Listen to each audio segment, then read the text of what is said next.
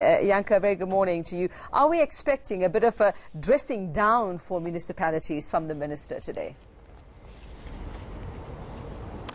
Well, Iveka, I have to say, if there's one minister that definitely had a tough time this year, it is Minister Zweli Mkhize, just because of the challenges that the municipalities in South Africa faces.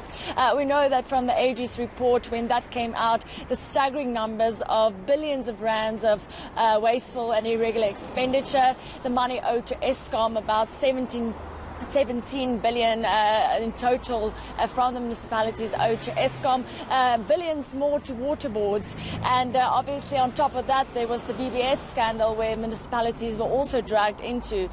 So it has been a busy year, so we are expecting to hear back from the minister if there has been some sort of progress in addressing those challenges and maybe reducing the amount of money that the municipalities owe to Eskom, that they owe to the water boards. If the interministerial task team that was appointed to address these challenges has actually made progress, and if the people, it's important to remember that this is crucial because this is people's first contact with government is at local government level. So it is crucial that the minister does make progress and actually makes it quite fast, because this is not a new problem, but it's reached new highs if you look at the numbers and some of the challenges that are being faced by municipalities. Now, Yanke, it's one thing to talk about what you've achieved, what progress has been made. We are heading towards a general election next year, before winter or during winter, and people are going to be wondering what are the plans of action to resolve some of these challenges that we know are faced by a number of municipalities. Hopefully the minister might shed a light on some of those plans.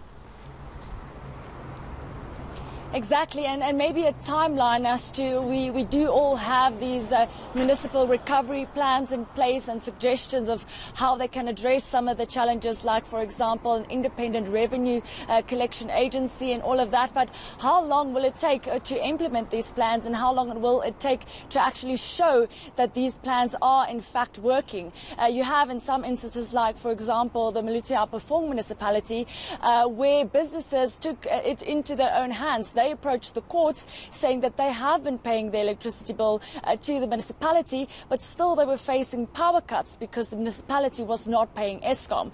They've now agreed to pay Eskom, for example, directly, bypassing the municipality, while this is being sorted out through an oversight committee. So people have gone that far to address some of the challenges, but that's the thing that the minister acknowledged, saying that because people have had to take those drastic steps, they really need to come together to address this, because, as I've mentioned, this is affecting people directly, and it will definitely have an effect on elections next year if you don't feel that you're getting the services and your life is not being improved at the moment. It will definitely direct your vote in a certain way. Well, thanks very much. That's Yanka Tome. She'll be attending that briefing for us. We will hear from Minister Zweli Mkhize the state of municipalities and what the plans are to sort out the mess many of them find themselves in.